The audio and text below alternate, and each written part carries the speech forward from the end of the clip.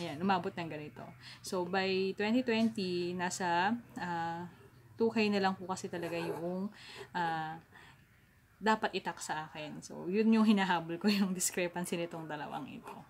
Yan. Ayun na mga mamshis! Ito, nakuha ko na yung ano ko, cheque! Ang saya! Tinakpan ko lang ng very light. Yeah! Nakuha ko na yung aking BIR refund. I'm happy! Ang tili, 5,000 din ito! Panalo!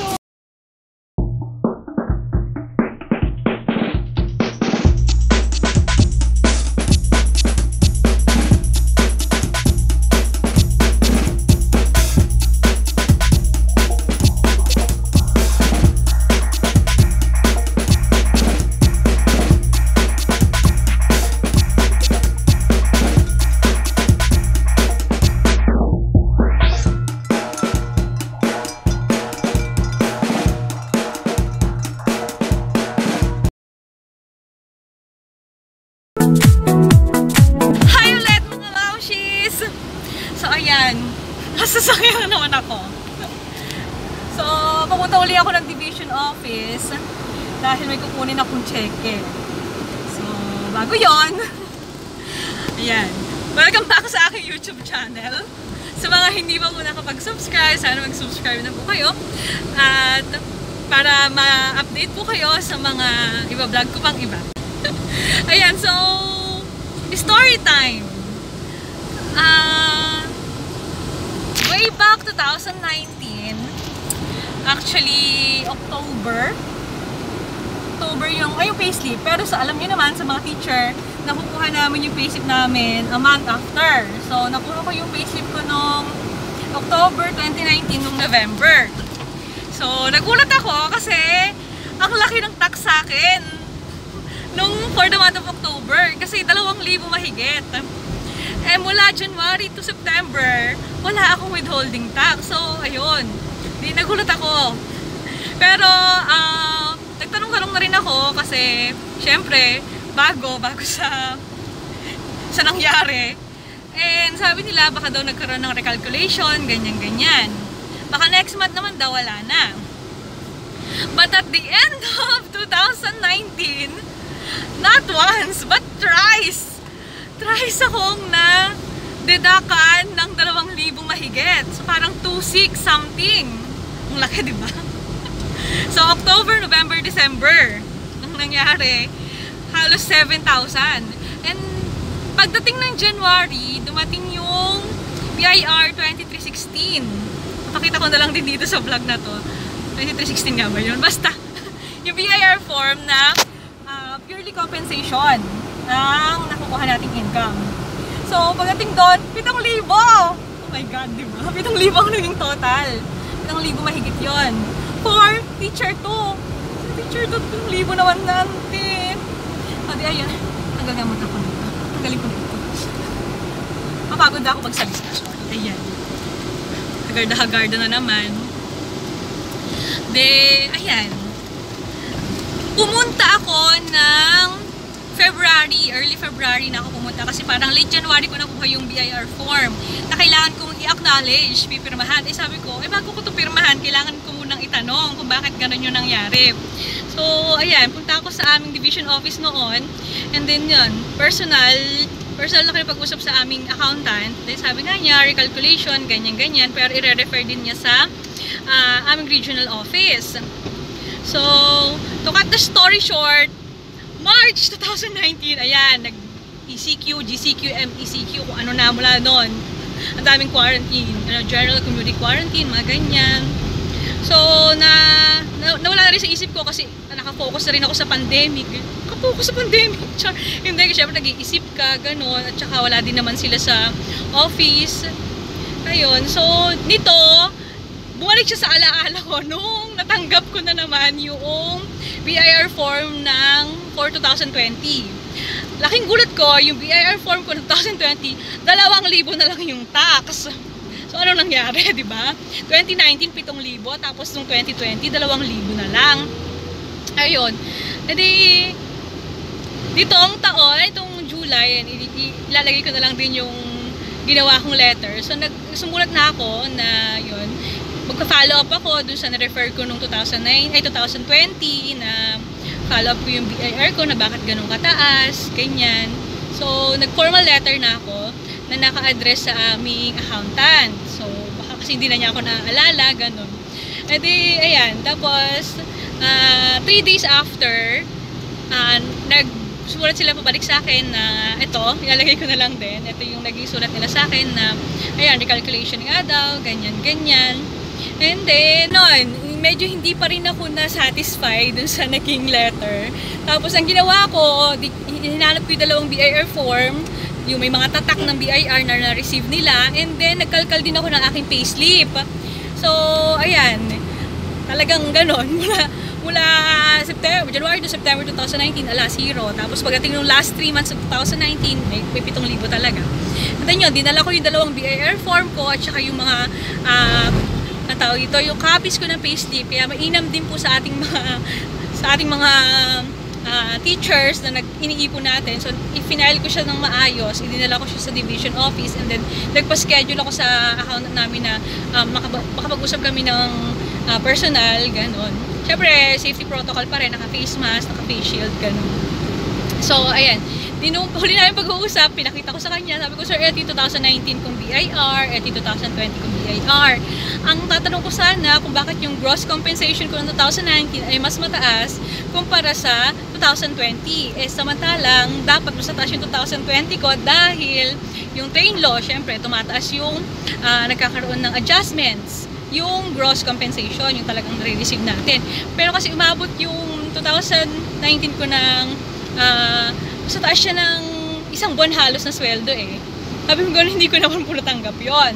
And then, ayun, naalala ko, so binalagyan ko yung payslip ko na 2019 kasi ako na-transfer. So, parang na-double yung compensation ko nung month na transfer ako from the other division office. Tapos noon, nakita nga niya na gano'n yung nangyari.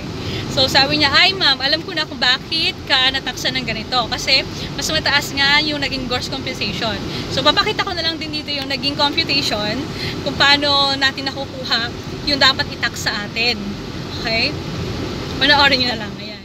Ayan, papakita ko po sa inyo kung paano na-compute yung 2019 ko na medyo mataas talaga. Yung nagkaroon ng conflict or doon ako nagkaroon ng problema. So, ang nakalagay doon ay 371,562.17. And then, ilaless yung 81,828.80. So, ano itong mga to? Ito yung 13-month pay, yung mga SSS, GSIS, yung PhilHealth, tapos yung pag-ibig contributions na nabayaran din sa atin buong taon. Tapos iliniless kasi siya. So, ang sabi kasi dun sa, nabasa ko sa primer, nung train law, maximum of 90,000. So, hanggang 90,000 lang yung parang ceiling niya. So, pag minus natin to, actually, for ano lang din to, kung paano kinu-compute, ganon. Papakita ko lang din po sa inyo. So, 81,828.80. So, ayan. 289,733.37. Then, mag-less po tayo dito ng 250,000. Ang nakalagay kasi doon, 250,000 but not over 400,000. So, less po natin siya 250 less 250,000. Yan. So, meron tayong 39,733.37. Okay? Tapos, eto na lang po yung matitira na tataksan ng 20%.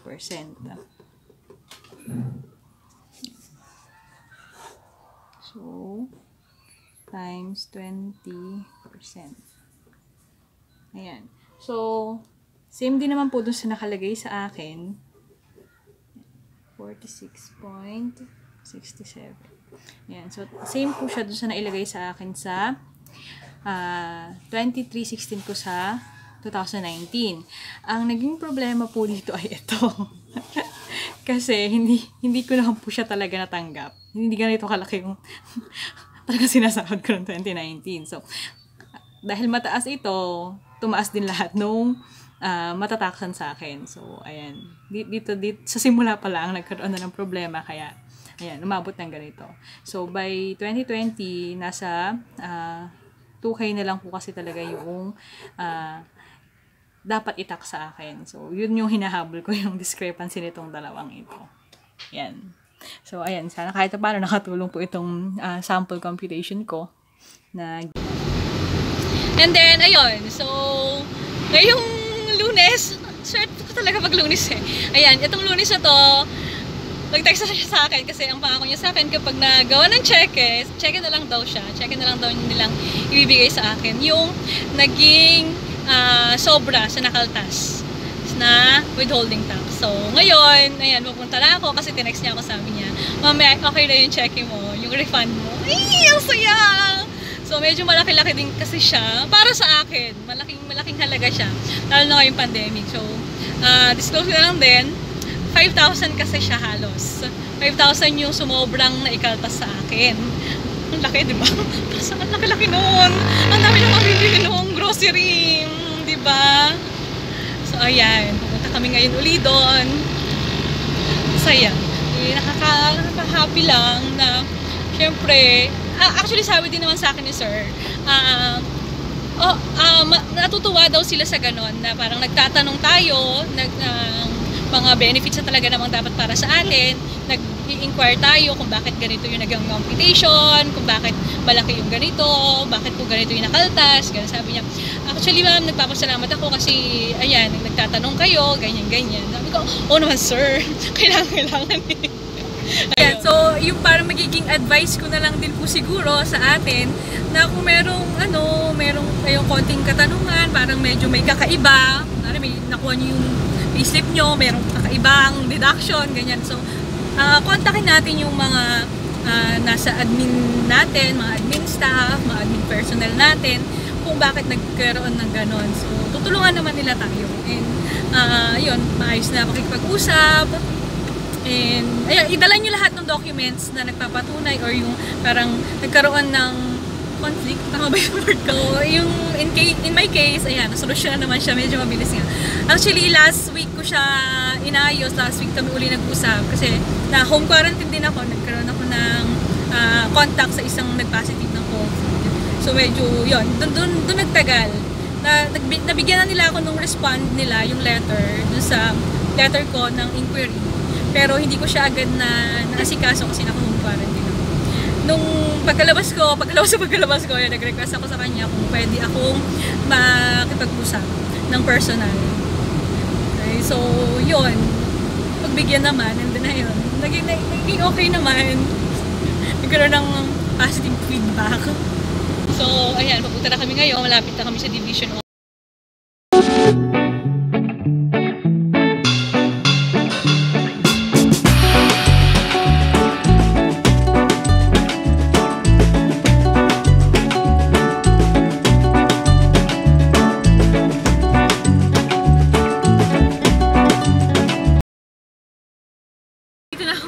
sa division office. Kukuhanin ko na siya. Yung check ko. So, ayun. Balitaan ko kayo later. A few moments later. Ayun na mga mamshis! Ito, nakuha ko na yung ano ko, check. Ang saya. Tinakpan ko lang ng very light. Yeah. Nakuha ko na yung aking BIR refund. Ang happy. Ang tilimang libo din ito. Panalo. Sa mga nakaranas po ng tulad ko, na sa tingin ninyo ay nasobrahan ng deduction sa inyo ng tax o kung ano pa man, ano po tayo, inquire po natin, and then idala yung mga documents para ma-process, gano'n, magtanong. Actually ako, naghanap din ako ng ng payslip ng mga co-teacher ko, yung mga kasabayan kong na-hire, mga 3 years pa lang sa service, ganyan. So, dinala ko din yun actually noong unang punta ko. May dinala akong payslip na co-teacher ko eh. Actually, with consent naman niya, sabi ko, ma'am, hiramin ko yung ganito mo, papakita ko lang sa DO kasi parehas naman tayong teacher 2, ganyan, parehas din tayo ng taon na nag-service, ay na nag-serve, ganyan. Bakit ganyan yung tax mo ako, ganito yung tax ko, gano'n. So, para may comparison din. So, ayun. So, kung meron po kayong natutunan sa aking experience, na-share ko po ngayon sa inyo, sana nakatulong po. Kung nakatulong man po kahit konti, please like, share, and subscribe po itong video ko para malaman din po ng iba kung paano yung pwede nilang gawin kung nangyari po yung case ko sa kanila. Or maybe in the future, pero sana wag naman, sana okay naman yung mga deductions. So, yun lang po muna. Bye-bye!